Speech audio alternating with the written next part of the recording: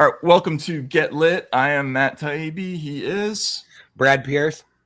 And we are talking about Fyodor Dostoevsky's Demons. And this book, we've already discussed it. It's a book about a small town in sort of late 19th century Russia where revolutionaries, political extremists, kind of bumble into a deadly political conspiracy. And the pertinence of this book to the present moment is, well, it had a lot of pertinence to things that happened almost immediately afterward in real Russian history, which is the reason that this book was effectively banned in Russia until the 80s, or very hard to find anyway. And now a lot of the themes in this book, frankly, on both the authoritarian czarist side, but also particularly in the personality of the resistance, it will sound a lot to a modern reader, like things you are hearing in the news. Brad, I mean, we read through, I believe it's, what is it, part 8 of part 2, chapter 8 today. Yeah. To a chapter called Ivan the Tsarevich, which I think is for me is the most dramatic scene in the book so far. Well, not most dramatic. It's among the most interesting, and it was kind of fascinating to read it in the midst of this big controversy that we had in the United States last week about Graham Plattner in Maine, which is essentially an intramural dispute within it's a fight between the DSA and the larger Democratic Party. So there's a little bit of a boomer / revolutionary split going on here, but it has a lot. I think it has a lot of pertinence to this book, or at least it rhymes a little bit with some of the things in this book. Did you think about any of that stuff at all last week as you were reading this? I mean, not that in particular. What's most interesting about that section is that in many ways, Pyotr Stepanovich seems very controlled and very cunning and very manipulative. And but we know that he has some sort of really high regard for Stavrogan for no apparent reason. And then we come to see that he's basically a madman, who has a completely unrealistic perception of what he can do if he's able to make this person kind of like his figurehead. Well, and so it just really adds to how deranged Pyotr Stepanovich is what I think is so important about that. Right, and there's no shortage of those types of characters in American politics. I mean, this is sort of a cliche in American political reporting, is the Svengali behind the suddenly hot political candidate. And last week, suddenly the name Morris Katz became a nationally known figure and reviled by people who probably couldn't recognize him in a police lineup.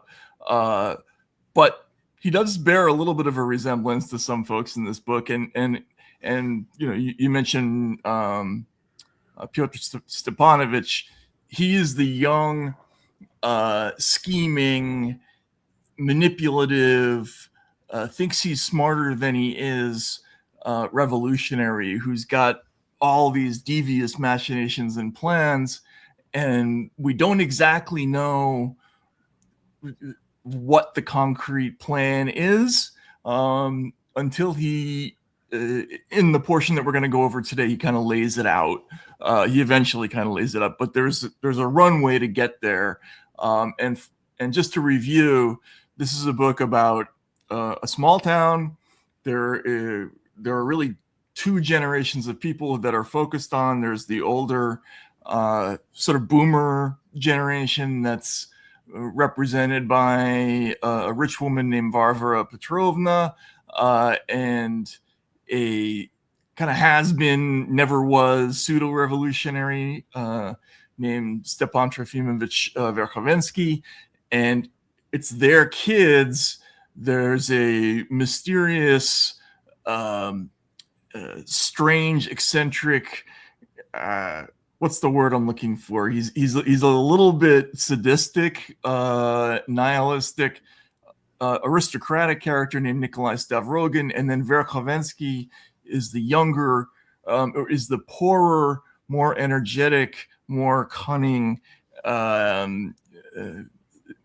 opposite to him. Not opposite. They are both involved in this revolution, in this activity, but they come at it from different angles. Is that a good way to? How do you see well, okay, and that introduces us to something that I wanted to bring up at the beginning for kind of what you might call a housekeeping or whatever portion of this. Firstly, please subscribe because our Thursday episodes are paid, so that's the only way to not miss an episode.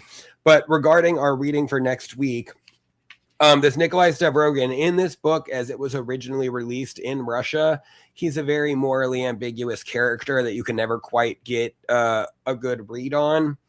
That reason for that is because there was a chapter that was never published in Dostoevsky's lifetime because he could not get a version of it that he was satisfied with that would make it past the censors. That version is called At Tikhon, Stavrogin's Confession, and that's where we're starting next week. So if you are using the vintage version, that is in the appendix at the end, and it goes in right where we are. So you would do that, and then it would be from there, you would read chapter 9 of part 2 through the end of chapter 2 of part 3, the end of the fate. If you're using an older book, like a free one that you got on a Kindle or something like that, or just a different version, it may not be in your text at all. If you're reading a different, newer version, it may be in the place that it is supposed to be as chapter 9 of section 2. If it's not in your book, in my book, it's at the end. Yeah. In the vintage one that we recommended for this, it's at the end.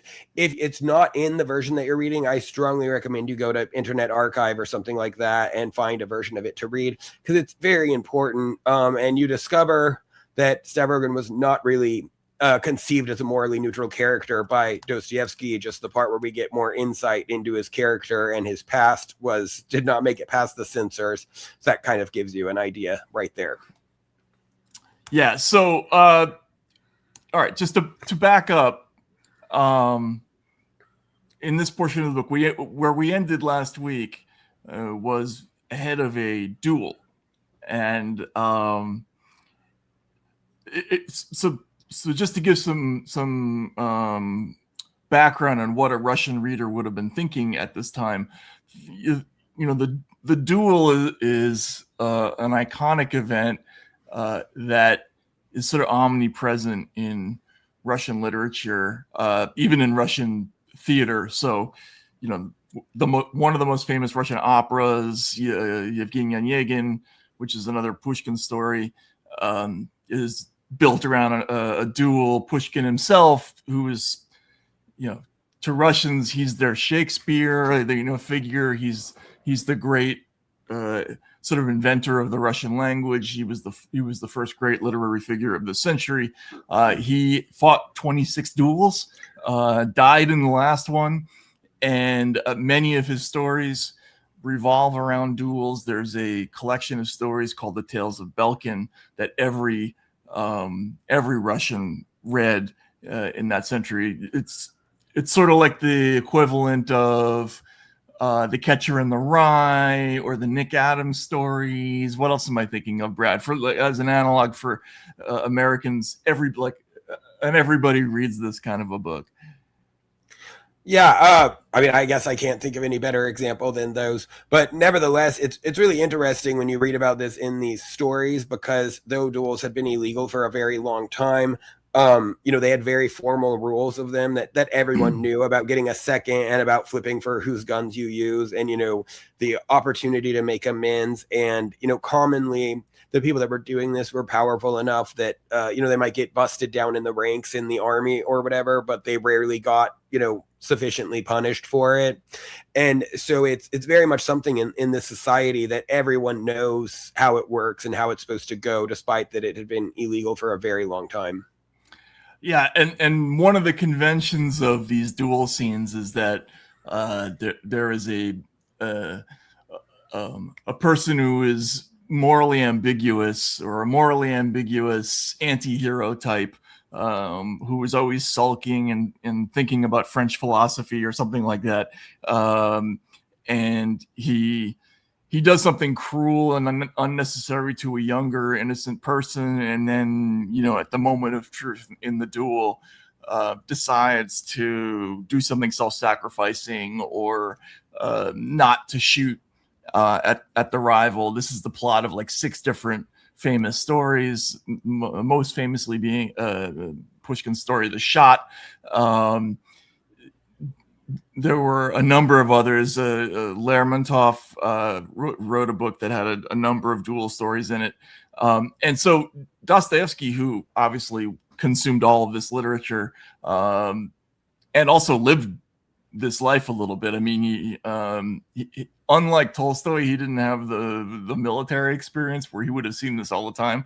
But he did go to Siberia. He would have been familiar with all of this, and he's clearly satirizing the self-seriousness of kind of dual literature in this book, because what happens in this story is that you have Stavrogin, who's the one who's given offense. Now, remember, honor was a big thing in this society. The rules about this were essentially what kept everybody in line. The threat of death was much more important than regulation or law or anything else in Russian society. So you could not insult somebody publicly and not fight a duel. That in itself would be the kind of shame that could ruin you and your family socially forever. You could not refuse to fight a duel. You couldn't just say, "Hey, I'm sorry, my bad," right? This was another offense that you would pile on top of the original one. So the Stavrogin comes along, and his original offense is that he led this older man by the nose, and now he's got the younger son who is desperate to avenge his family's name. Like 4 years now, that's all he's thinking about is squaring the books on the honor so that he can get this thing done. And they finally arrive at the moment of truth, Brad, and what happens? Stavrogin won't shoot at him. He kind of keeps shooting in the air. Yeah. So, okay. So the line here is, "Such concessions only add to the offense. He does not find it possible to be offended by me. He does not find it a disgrace to walk away from a duel with me." And, they talk a little bit after this, how Shatov has slapped him, which is a huge embarrassment and absolutely something you'd have a duel over. But, they're able to say, well, Shatov's a former serf of Stavrogin. They're not of an equal social position, so that, that's a reason to not have a duel with someone. But this guy is intentionally going around doing everything he can to insult him, and he just absolutely cannot get a rise out of him. Yeah, I mean, the duel starts off with, what for the time is like an almost unbelievable insult. They're out there in where are they? In a wood or a clearing? I can't even remember where this takes place. It's always a clearing. Well, it starts with him going on horseback. They don't even have a wagon for if he gets shot. Yeah. Right. That's an insult. You're supposed to come with a wagon in case you have to, in case your second has to drag a corpse home. That shows respect to the other side. They just show up on horseback, and they can't even really ride horses either. That's like another thing that there's a little bit of a tweaking going on there. But just as they're about to start, the rules of these things is that you always have a second, a person who kind of handles, he's like your corner man in a boxing match, and they meet before the fight, and they also tell the cops it was consensual if someone dies. That's another part of their role. Right. And so there is an opportunity. The seconds give the primaries an opportunity to say something. And at the beginning of the duel, Stavrogin says, "I again confirm my offer to present all possible apologies." Nikolai Vsevolodovich picked up with great haste. And the other guy, Gaganov, he's like, "How is this possible? He cried out furiously, turning to Mavriki Nikolaevich and frenziedly stamping his foot. Do explain to this man, if you were my second and not my enemy, that such concessions only add to the offense. And, then at the word 3, the Gagana fires his pistol. He said, I think he hits him in the finger, right? Yeah. And at that point, Stavrogan fired in the air, essentially. And there's a scene. Did you ever see the movie Love and Death? I thought we could show this because it's kind of it spoofs this, I think, a little bit, this moment. If we could, do we have this? Like, we can just fast forward to the actual. Yeah, this is Woody Allen's parody of Russian literature. It's amazing. Yeah, this is a great movie, Love and Death. And Woody Allen's clearly read all of these books because, like, the details are pulled from pretty much all these stories. But he's been challenged to a duel for insulting the honor. Well, he slept with somebody's wife. And so he's got to fight a duel over. He doesn't want to. And let's just roll the tape. Starting back to back on my signal. You will walk 10 paces, turn and fire. Is that clear? Of course. Of course. Good luck. And God be with you both. You listening? 1,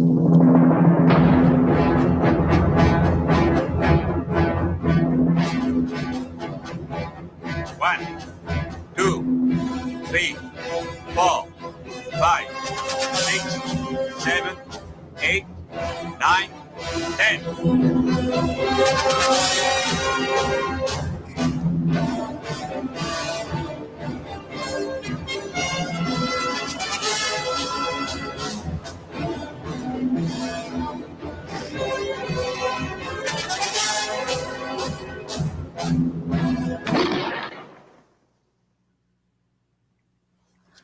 Just come out from dry cleaning, or is this like gravy? You must shoot. No, I don't want to shoot. You must. It's the law. Well, if it's the law, then I'll shoot in the air. There. I fulfilled my obligation. All right, we can cut from there. So he's basically picking on this scene because Stavrogan does shoot in the air, and then the other guy, he's like, "Why does he spare me? I despise his sparing. I spit on it." And then he tries again to apologize. "I give you my word that I had no wish at all to insult you. I fired high because I don't want to kill anyone anymore, neither you nor anyone else," which is kind of odd. Like, who else has he killed?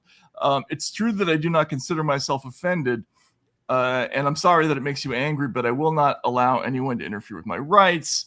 If he's so afraid of blood, then ask him why he challenged me," Gaganov yelled. He said, "How could he not challenge you?" His second said. "You wouldn't listen to anything. How else could he get rid of you?" And it just goes on. And then there's, they shoot again. Stavrogan nearly gets killed. Like, the bullet goes straight through his hat, and basically, misses killing him by this much. And it just ends in disaster for everyone involved because he's making a mockery of the process. Well, yeah, and usually, shooting 3 times, 3 rounds is pretty crazy for a duel. They have a big conversation when they're coming up with that, and Kirilov's trying to talk him down the whole time. So he keeps insisting, "Well, you don't know that I'm not going to fire properly." So, like, the second time he makes it kind of plausible that he's shooting at him. He just does aim over his head. And then the third time, finally, he does just shoot in the air. And, once again, the guy is way more insulted than before, but, doesn't have a pretense to challenge him again. So Stavrogan's just upsetting the apple cart just by being who he is. Like, for instance, taking a slap from somebody like Shatov, like, you can't take that in the society. Like, you have to challenge somebody, and when he doesn't do it, it just, no one knows what to do. Like, it's like they've never seen it before. And on the one hand, he's trying to be disruptive. Like, there's a scene where Kirillov is saying, "I thought you yourself were seeking a burden. I'm seeking a burden. Yes, you saw that. Is it so noticeable? Yes." So he's trying by seeking a burden, I read that as he's trying to call attention to something. And his name again basically means one who carries a cross or something. Yes, right. Who carries the cross? Yeah, and horns, Yeah. or and puts horns on somebody. So this whole thing is a disaster, and it just adds to the infamy of this character, Stavrogan. But the interesting part about it is just, Dostoevsky. It's funny, as a writer, nobody really knows how to classify him. He is sometimes intensely intellectual, and he writes these books that are sort of deeply philosophical and are difficult, like The Idiot, or Brati Karamazova, the brothers Karamazov. But his background, I mean, he grew up reading Gogol. Gogol was his model, and this desire to be a kind of a satirist it pops up a lot in his writing. And he goes through long stretches where what he's doing is just intensely comic, and so he's making fun of. Here he's making fun of both the conventions of traditional Russian society, but also these sort of new non-traditionalist intellectuals. I don't know who comes out worse in this scene, though. I mean, who do you think? I mean, I would say maybe it's just my perspective as someone from my time or whatever, but I definitely think the guy that was determined to fight the duel comes off a lot worse than Stavrogan, who's tried to apologize repeatedly. It's an insult from years ago. The guy's going out of his way to get challenged, and, he won't try to make amends about something that he should very much get over. I mean, it also went pretty deep into the pathology of this guy, how, he resigned from the military because of the disgrace to his family. He thought it brought disgrace on his unit that this had happened to his father, even though none of them knew about it at all. So, I mean, this guy's really let this one event drive him insane. Yeah, the young Gaganov character comes off as the most preposterous, sort of ridiculously self-important pseudo aristocrat. Who is drawing attention to himself and letting this thing overwhelm his life, even though nobody cares about it except for him.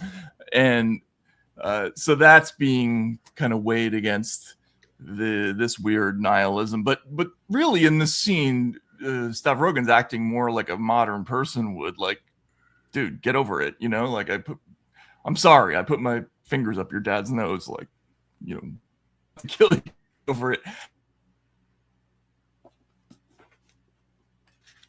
It's a funny scene, but really get and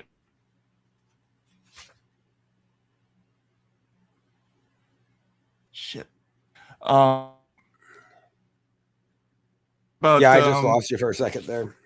Yeah. Do you want to talk about do we need to talk about before the fit, or yeah, well, the next chapter is all in expectation, which is when they're getting ready for this. So basically a huge part of this story relates to them putting on this fete, this ball, basically for what they call the poor governesses in their province. And a governess is like a glorified nanny who teaches your kid grammar and arithmetic, basically. So this is kind of like the most silly charitable cause you could possibly have by people who want to do a charity for its own sake, because of course, really, if they're so poor, their employers should just pay them properly. This is not something where you should raise money to help subsidize the education of aristocratic kids. Even honestly, in what sense, what socialist principle does that even possibly fulfill? Oh, the rich aren't paying them enough, so we're going to help fund the people that educate the children of the wealthy, while the children of the poor aren't even getting education. Yeah, I mean, it's like, Mothers Against Sad Exterminators or something like that. I mean, it's a ridiculous concept that would the only kind of person who would think of this as a major rallying cry are people who just have no connection to what's really going on in life. I mean, this wouldn't be your priority if you were attacking the main misery points of Russian society. But yeah, what's also interesting here is that, you know, the governor's wife is of what they call the new sentiments or the new ideas or whatever. And so Rivera is getting told about them for the first time, and she's, you know, utterly intoxicated by it. And, you know, this woman even says, I have arrived at the conclusion and accepted it as a rule to indulge young people and thereby keep them on the brink. Only we of society, by our beneficial influence, and namely by indulgence, can keep them from the abyss they are being pushed into by the intolerance of all of these old codgers. And this is once again a major theme of this, that these people just go totally out of control because, you know, all of the old people aren't willing to bring them into line because they value the, you know, like the purity of youth over the wisdom of experience, instead of realizing you should have, you know, some amount of, you know, balance between these things. Yeah, I mean, this is a little bit like the Robin DiAngelo moment, where you had where suddenly a whole bunch of sort of rich suburbanites are passing around a book. Yeah, well, Stepan Trofimovich, who's the only one of them that resists this meaningly, is still literally reading the novel What Is to Be Done when Pyotr goes to talk to him. Right. There's a couple of things that are funny about that. First, Stepan Trofimovich, for all intents and purposes, is a governess. I mean, he's a male version of one, but that's what he did for a living. He educated young Stavrogin. But yes, the faddish book that dominates all society. He had it here in America in White Fragility, and you know, What Is to Be Done will ever. If any there has ever read this book, I would love to hear from you in the comments. It's by a guy named Chernyshevsky. It's a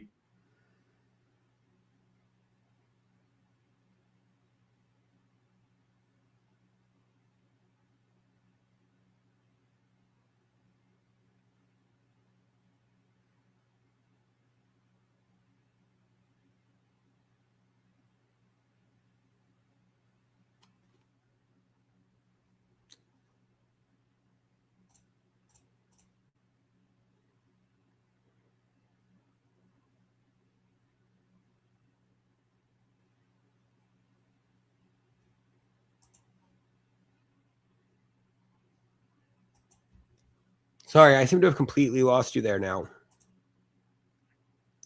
Sorry. Are you there? Yeah, sorry, I thought that might have been on my side, but then I saw it. No, that was me. Sorry about that, folks. I'm continually having technical difficulties. Anyway, Chernyshevsky, has anyone read that book?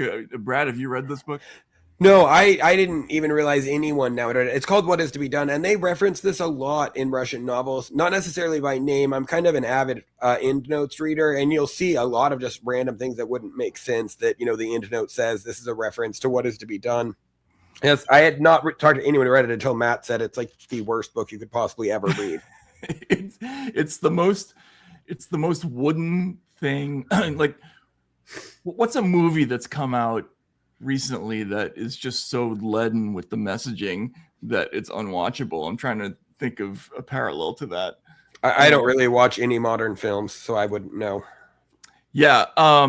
Okay. So for Ampere, please repeat the title. The title is What Is to Be Done, and it's by Nikolai Chernyshevsky, and it's the same title, by the way. Lenin also wrote a book about 40 years later with the same title, but it's sort of like a fantasy. It's sort of like Thomas More's Utopia, or it's a fantasy about a bunch of people who go away and build a kind of a polyamorous, perfect society together.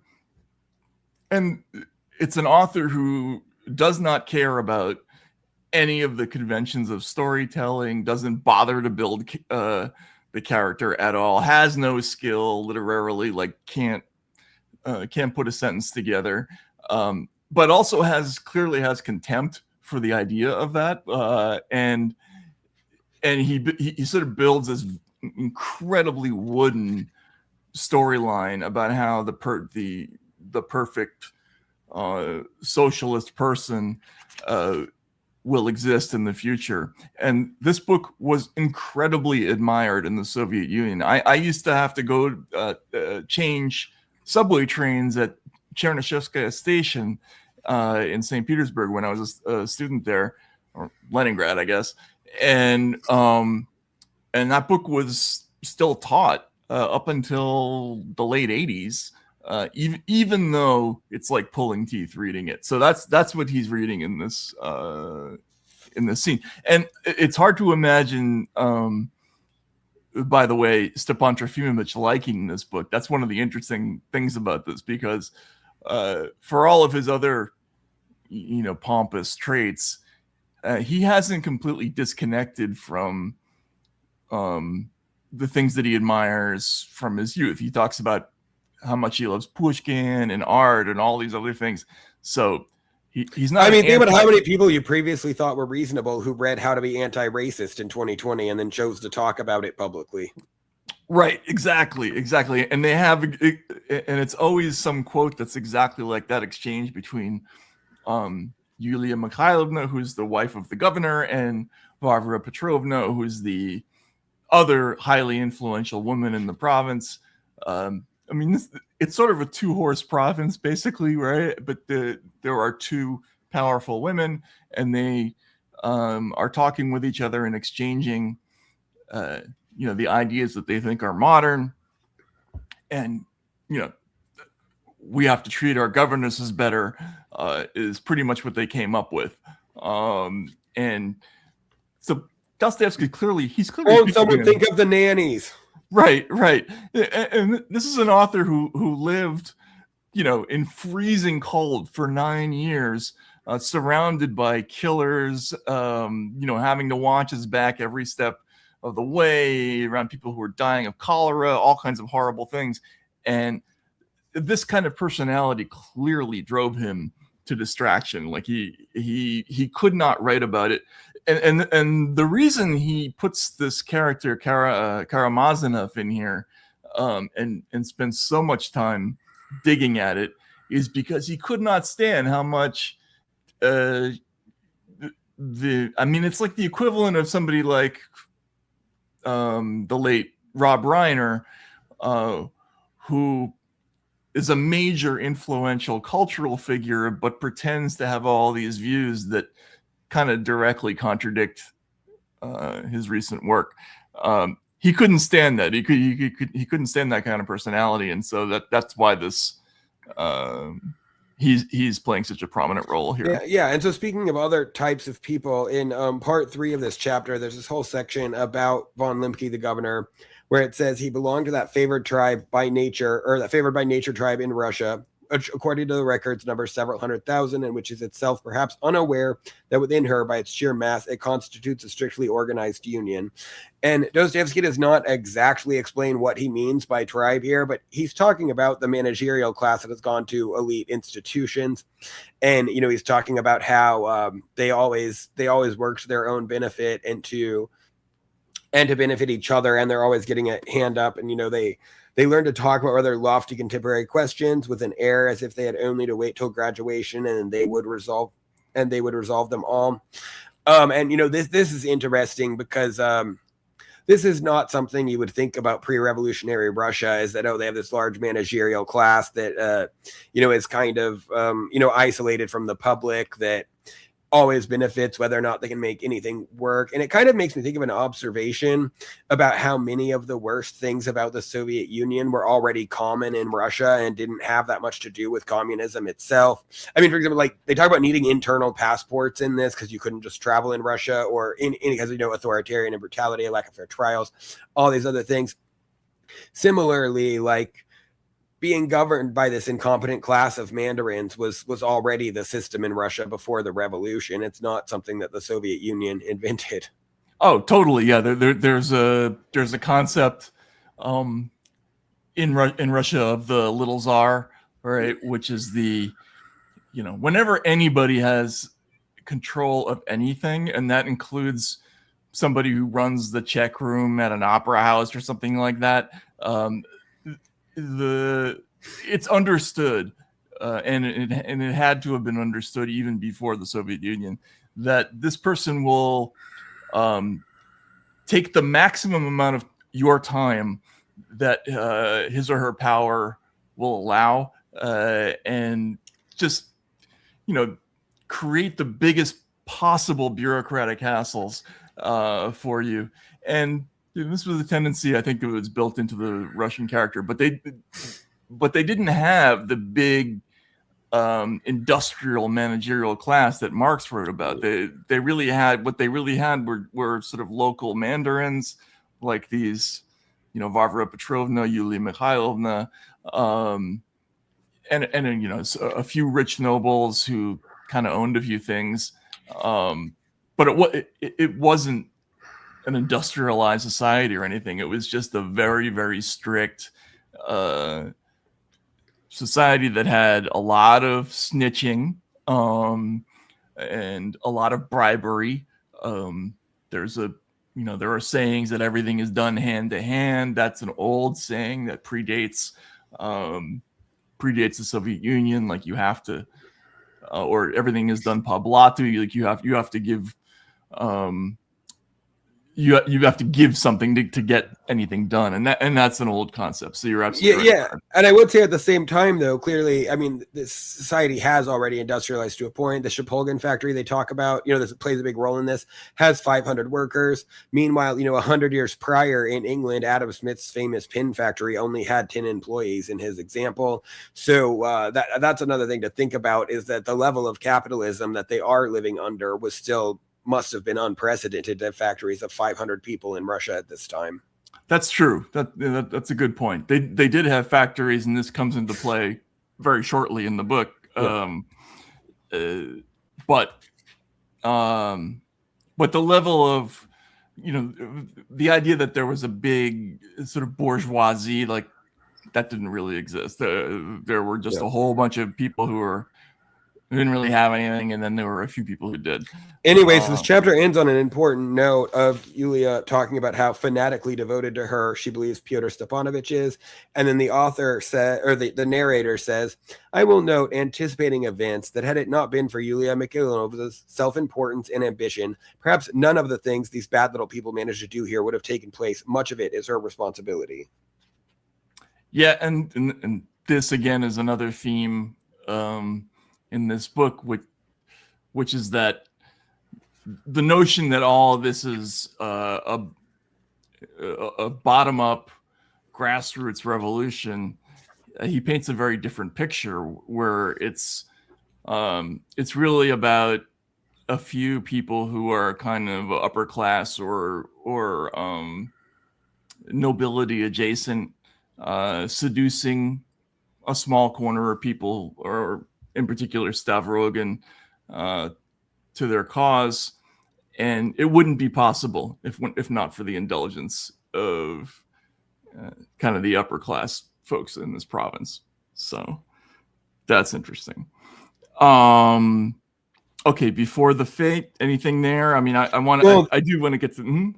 This is really when they start getting into all sorts of just little pranks they're doing to undermine society. They start having, I guess I don't know exactly where it is, but, arguments about whether or not it's wrong to steal. There's this situation where some woman's getting beat by her husband, and they go they go take her to whatever house to kind of like keep her there, but they're doing it as a joke, not to actually help her. And she finally realizes what's going on, and, she escapes and gets beat even more, and none of them cares. And then there's this one actually comes up later. There's this woman that's like selling copies of the gospel, and they sneak pornographic pictures into her briefcase. So she opens it and they all fall out. She gets arrested for distributing pornography. When she's actually trying to sell Bibles, that woman comes back at the end of this novel. And then, someone breaks and robs the shrine at a church, and someone that they think is Lyametian puts a mouse in it. And this is just all the way that they're behaving, and, everything's a laugh to them. These aren't people that take things seriously. They're enjoying the mischief that they're allowed to make. because their revolution relates to undermining society and tearing things down. It doesn't really relate to doing anything positive. Yeah. Here it all seems like it's just, pranksterism and, just small time stuff. But it very quickly turns into something a little bit more more serious. And let's see. So Karamazov makes an appearance here. And then we have this chapter, Pyotr Stepanovich bustles about. Well, quickly though, that last one, this is one of my favorite lines in anything. They go to see this, they're going to see this holy fool that's there, which is a kind of a unique Russian thing. And they hear that some boy has committed suicide in a hotel, and they all want to go see the dead body because the police aren't there yet. And this woman says, everything has become so boring that there's no need to be punctilious about entertainment as long as it's diverting. And that again speaks of in any time that people get nihilistic, they're not even worried about if it's okay what they're doing. They're just trying to distract themselves because they have nothing important going on in their lives. Like, none of these people seem to have children that they're raising. None of them seem to have jobs that they actually have to go to in a meaningful sense. They don't have beliefs either. Yeah, they don't have beliefs either. So why not go look at a suicide of some kid that got sent to procure items for his sister's wedding or whatever, and then just spent it all on gambling and alcohol and then killed himself. Oh, what's the Crispin Glover movie from the 80s about going to look at the dead body in the river? Stand By Me? No, that's no. That's what's his name movie? Yeah. Hang on, Robert movie. Yeah. I'll find it. But basically, it's about a bunch of kids in California who are so morally adrift that they, when one of them strangles a girl, they just want to look at the body.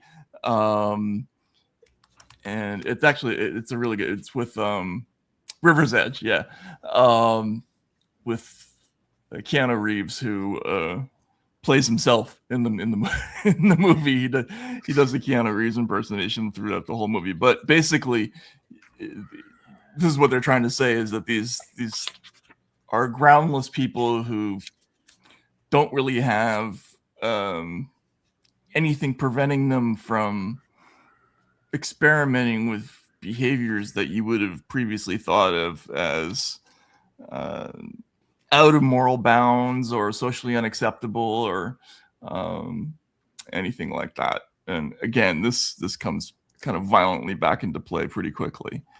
All right, anything else from that?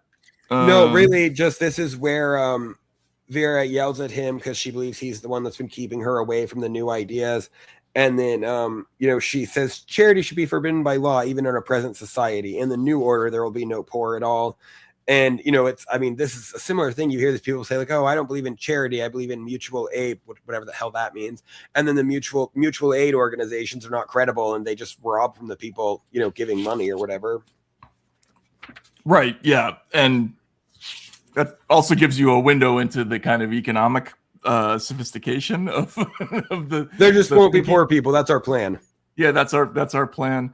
And this was true all the way up through like war communism in 1918. They just kind of thought if they dictated it that it would all work out economically. Actually, it went on longer than that, and it just, they never quite got past the idea of we can just litigate. We can decree no more poor people. Yeah, no more poor people, no more distribution problems, no more problems with availability of materials or anything like that. It's all going to be fine. Okay.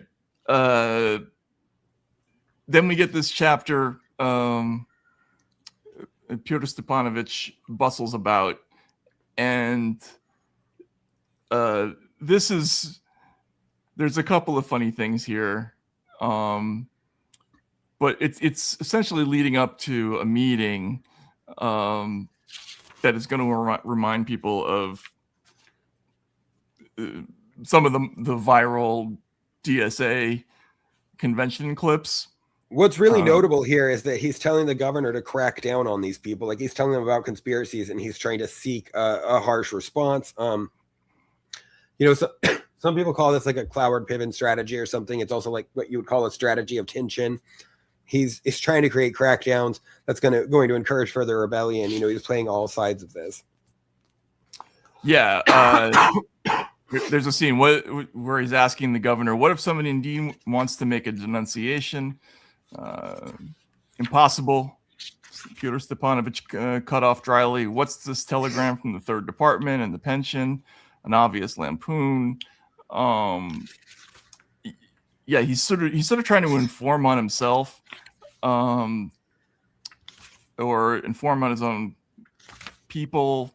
You can't tell whether it's a feint or not or what, but it's a strange scene.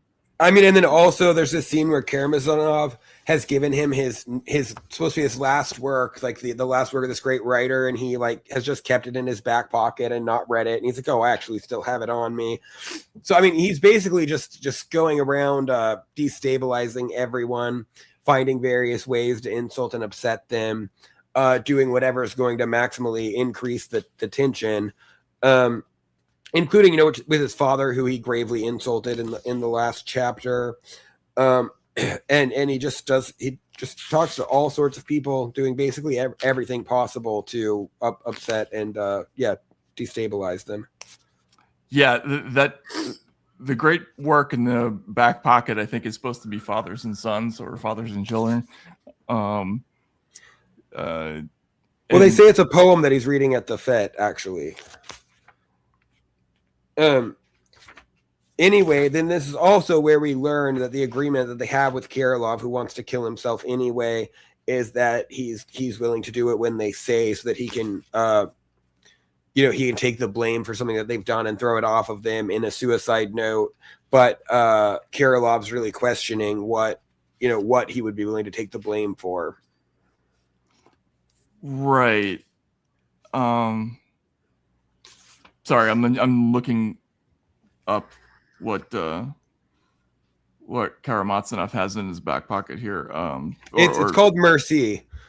Mercy, yeah. All right. It's supposed to be him saying goodbye to his career in literature. Another funny thing here too is that Fedka the convict has been, living with Kirilov, who's been reading him the Apocalypse at night, which I assume means the Book of Revelations. And he says, "Oh no, you'll turn him into a Christian." And Kirilov says, like, "No, he's already a Christian." And that's also kind of funny that the only person in this story, besides Shatov, I guess, who seems to have meaningful Christian beliefs is this escaped convict, cutthroat sort of guy, whereas none of the rest of them believe. Right. Yeah. Which, incidentally, was not typical in Russian society back then. Like everybody, the way it's depicted in, Anna Karenina or War and Peace, where everybody but the very wealthiest are constantly crossing themselves, and Christianity is sort of the Orthodox Church is just a constant in everybody's lives. It's not here. It's just not in this book. And Dostoevsky, who by this point in his life was a believer, I think was trying to sort of satirize that a little bit. All right, so with our people, there is a gathering at the house of at Virginsky's house, and there ends up being a meeting of all these sort of would-be. By the way, Brad's sick, so everybody's got to be patient with. Yeah, I apologize. I'm doing my best. Yeah, he heroically rallied for this thing. So, but anyway, they have a meeting. and it's a very funny scene where they just spend an awful lot of time sort of issuing points of order and trying to decide what it is that they're talking about or doing. There's a scene where there's a high school boy who gets to talk. Hang on a second. And he says, I just wanted to state that although prejudices are, of course, old and need to be wiped out, yet concerning name days, everybody already knows they're stupid and too old to waste precious time on, which has been wasted by the whole world even without that, so as to use one's wits for some object more in need of. And then somebody else yells out, too dragged out, can't understand a thing. In other words, some young kid is basically issuing a motion against name days, which are, it's like a, it's not a birthday, but it's another little celebration. The Virginskys also don't celebrate them. It says that. And yeah, for people that might not know, there's a day for every saint. And, in France, traditionally, there's only like 365 names for boys and girls each you could choose from. So yeah, your name day is just the day that your saint's named after. But yeah, the Virginskys, it did say didn't celebrate them. This is just a pretense. But yeah, this mite of a lad who was already the head of an independent crew of conspirators formed in the upper grade of the high school. Yeah, and after he says this, everybody flips out, and there's an argument. Too dragged out, can't understand a thing, the girl student shouted. It seems to me that everybody has the right to speak equally with everybody else, and if I wish to state my opinion like anybody else, then no one is taking away your right to speak, the hostess herself now cut in sharply. You are simply being invited to stop maundering because no one can understand you. Allow me to observe, however, that you do not respect me. If I was unable to finish my thought, it's not from having no thoughts, but rather from an excess of thoughts, the high school boy muttered, all but in despair, and finally became confused. If you don't know how to talk, shut up, the girl student swatted. And this just goes on and on and on. And what really adds to the humor here is that there's one guy that did show up to celebrate his name day without being invited to this fake name day party. It's like, it says he's a close relation. It doesn't say exactly what that relation is. I don't think he's the uncle of this girl student who's really nasty to him right away. But yeah, so there's this one guy here that's an old, he's not really a traditionalist. He's used to listening to liberals and he's like interested in different ideas, but he's just completely out of place. But they can't kick him out because it totally blows their cover if the one person that actually came for the name day is not allowed to go to the name day party. It's just, the whole thing is a fiasco. And then there's a scene. This is funny. Stavrogan, the hostess, began. They were shouting about family rights just before you came. This officer here, she nodded at her relative, the major, and I'm most certainly not going to be the one to bother you with such old, long disposed of nonsense. Anyway, just the arguments about nothing are, we're familiar with this theme. And this accidental guest, tell me if this does not sound like something you would read on Twitter today. This whole woman question of theirs is just merely a lack of originality. I assure you that this whole woman question was invented for them by men out of foolishness, and it has blown up in their faces. Thank God I'm not married. Yeah. It's Twitter, but in person, basically. Which, by the way, is what a lot of political meetings sound like, and then they have for a long time. It's just that they're now all on the internet. But at the end, there is a scene that will. Okay, well, let's just show the DSA scene first, because can we look at the "Don't Talk to Anyone" one, let's look at the gendered language triggers scene. This is everyone has seen this, but it's very, very like this this moment.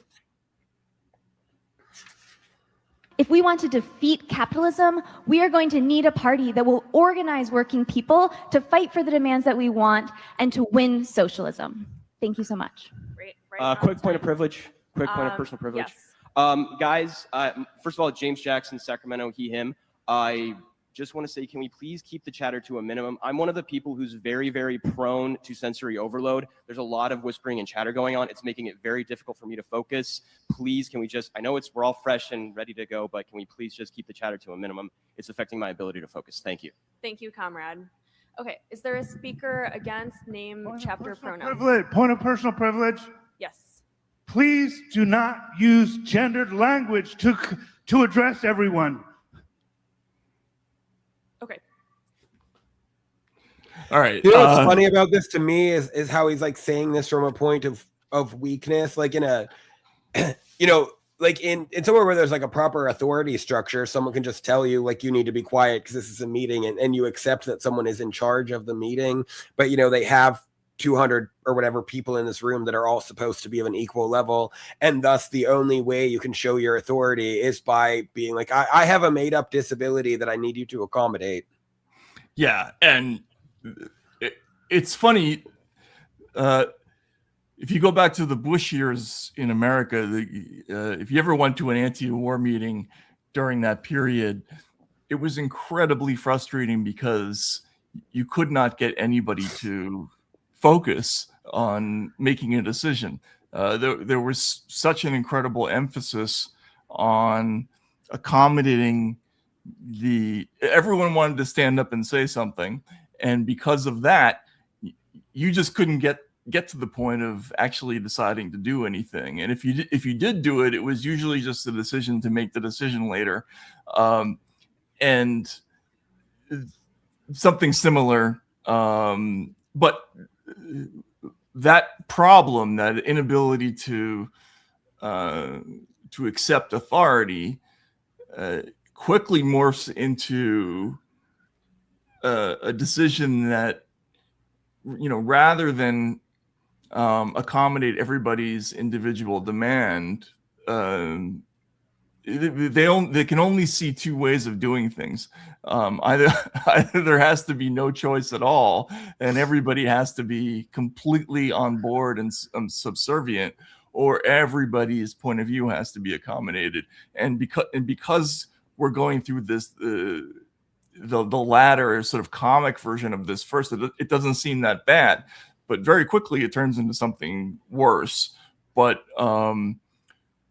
there's a scene very much like that kind of ridiculous point of privilege scene in this chapter of Demons, where what he calls a girl student stands up and she says, "I just wanted to declare to the meeting about the suffering and protest of the students, but since time is being wasted on immoral talk, there's no such thing as moral or immoral."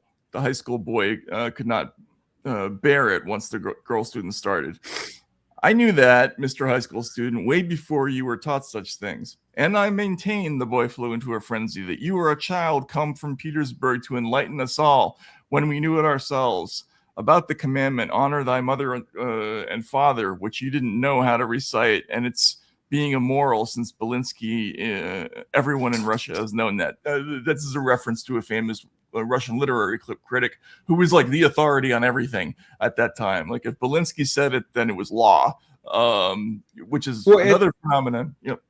It's kind of funny too, because, you know, this girl who's one of their relations is traveling around. She's like trying to organize the students for better conditions and kind of like teach them about demanding better conditions for women or something. And like, she's a silly person, but at her core, she's at least doing something that is arguably productive and, you know, would lead to possibly at least positive changes in society for marginalized groups in it or whatever. And she's really the only person out of this entire group that could be said about. Yeah. But isn't that the way it kind of works? I mean, if you had more people who were sensible and focused and, you know, trying to do the right thing and not focused on some totally stupid motive, Yeah. things would be a lot better, but that's just not the way it is. Anyway, so the headline of this whole event is presenting this political pamphlet that's written by this guy Shigaliyov that is totally deranged. So we'll get into that in the next episode, because it's really something, and again speaks to our time very well. Yeah, and just to close on this scene, there's a scene where the host is Madame Virginsky. She says, "I simply suggest that we vote on how to answer the question, are we a meeting or not?" said Madame Virginsky. "I join fully in the suggestion," echoed Liputin, "though it is somewhat vague." "I join too." "So do I," came other voices. "And it seems to me there would indeed be more order," Virginsky clinched. "So then let's vote," the hostess announced. Liamash, I ask that you sit down at the piano. You can give your vote from there when the voting starts. So in other words, at the end of all this, the sum of what they're doing is they vote on whether or not they're a meeting. It's just absurd. This is absurd, but as Brad points out, it takes a dark turn very quickly. So we're going to get to that in the next episode, which you will watch on Thursday, hopefully. And we will see you then. Thanks for coming and hanging out. Brad, thanks for making it, even though you're not feeling well. And thank you. Thanks for watching Get Lit. We'll see you soon.